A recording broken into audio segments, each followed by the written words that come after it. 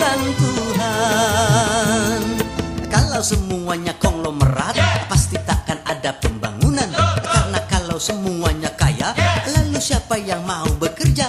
Kalau semuanya orang pangkat, pasti tak ada pemerintahan. Karena kalau semua atasan, lalu siapa yang jadi bawahan?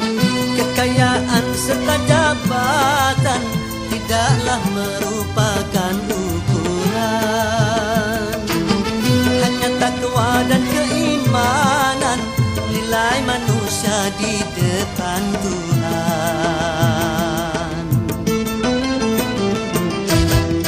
Memang sudah diatur dalam hidup ini semua berbeda. Ada yang miskin, ada yang sedang, dan ada juga orang kaya.